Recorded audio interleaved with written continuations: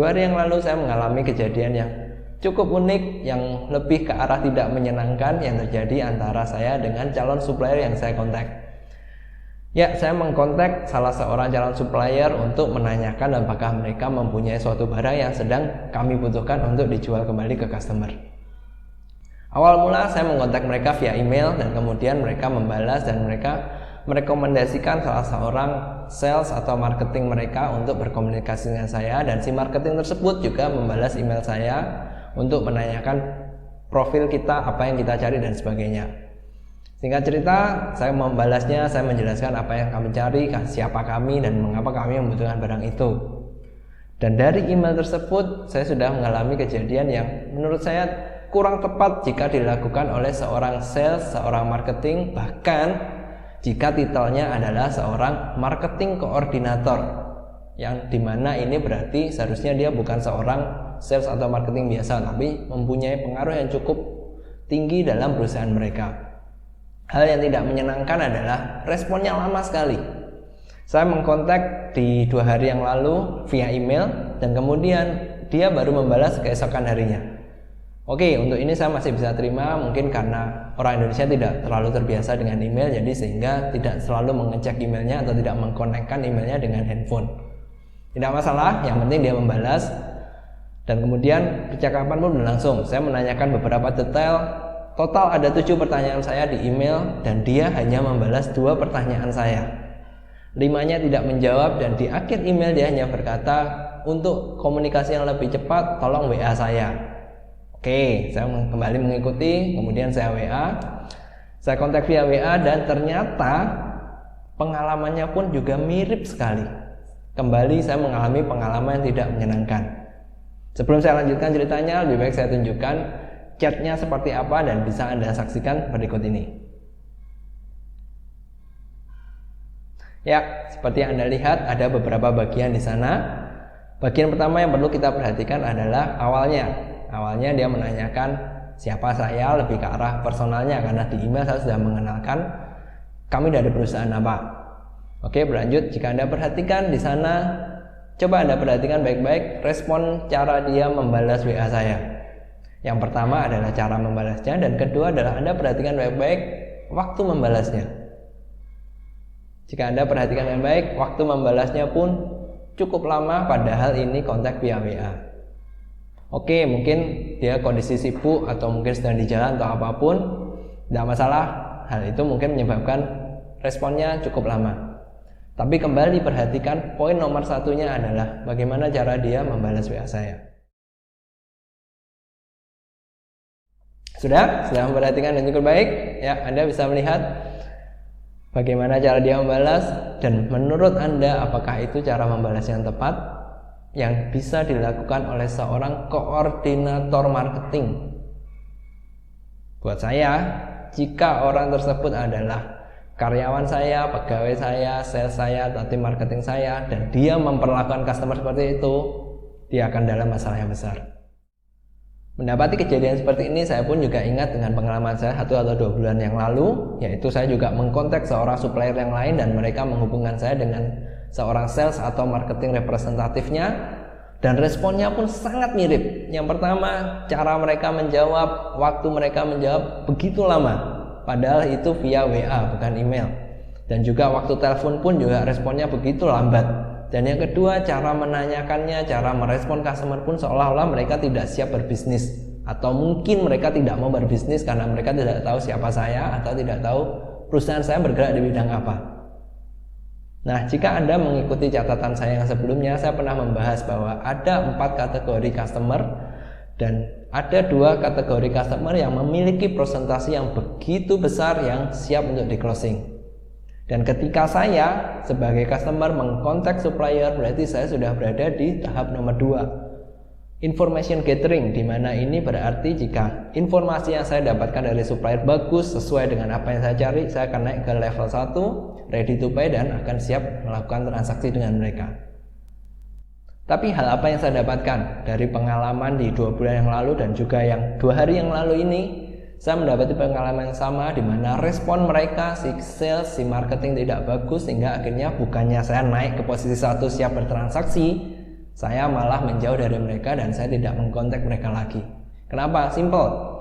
Kalau di awal saja mereka tidak memperlakukan customer dengan baik, bagaimana saya tahu ketika saya sudah bertransaksi mereka bisa memberikan barang, produk, janji mereka sesuai dengan yang diucapkan. Dari pengalaman yang saya alami tadi, saya pun kemudian bertanya-tanya kenapa banyak sekali seorang sales yang tingkah lakunya memperlakukan customer seperti itu. Dan ujung-ujungnya biasanya mereka akan bingung ketika mereka tidak bisa mencapai target perusahaan, target penjualannya. Mereka akan berpikir, pangsa pasarnya tidak bagus, customernya juga tidak koordinatif, dan mereka akan banyak excuse. Padahal problem utamanya ada di diri mereka sendiri, ada di kita sendiri sebagai si sales. Setidaknya dari pengalaman tadi saya bisa menyimpulkan bahwa ada dua alasan kenapa seorang sales tidak bisa mencapai targetnya, tidak bisa melakukan perform yang bagus. Yang pertama adalah cara mereka merespon. Zaman sekarang kita harus merespon dengan cepat karena customer tidak suka merespon dengan lama.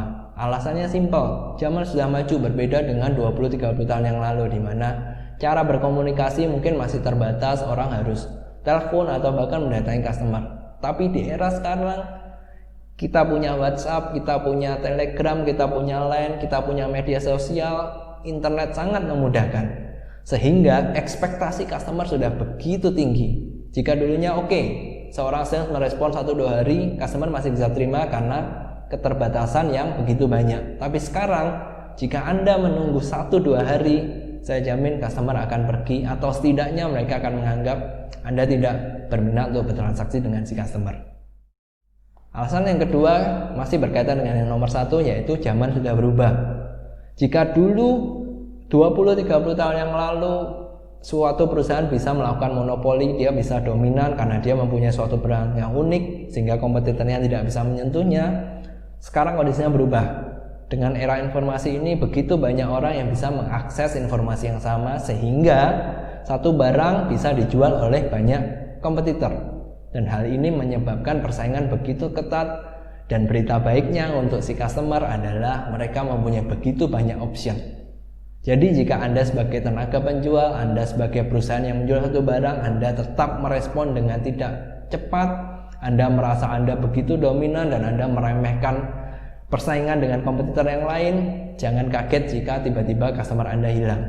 Kenapa? Sama seperti yang saya sebutkan tadi, jika dulu customer tidak bisa tahu siapa lagi yang menjual, sekarang customer dengan begitu mudah tahu bahwa produk A dijual oleh A, B, C, D, dan seterusnya.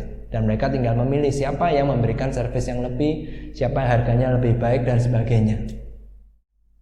Jadi sekarang pertanyaannya adalah apa yang harus kita lakukan jika kita sebagai tenaga penjual atau kita sebagai pemilik bisnis untuk kita bisa meningkatkan penjualan kita, menjaga customer tetap bertahan dengan kita. Yang pertama adalah cara kita merespon customer. Kita harus berubah, kita harus merespon customer dengan cepat. Ingat, di era informasi ini customer butuh segala sesuatunya lebih cepat. Dan jika kita masih berlama-lama, kita masih memegang prinsip seperti 20-30 tahun yang lalu, kita akan ketinggalan, kita akan dilindas oleh para kompetitor kita.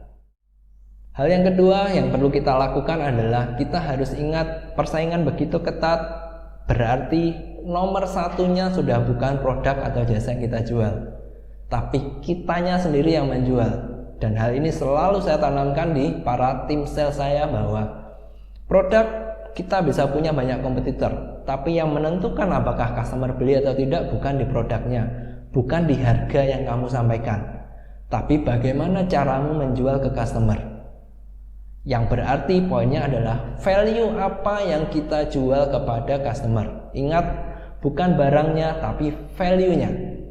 Sama seperti tadi, jika kita melakukan respon yang cepat, kita kontak dengan customer begitu cepat, itu bisa menjadi value. Sehingga jika customer butuh segala sesuatu yang cepat, kita bisa memberikannya, itu akan menjadi value.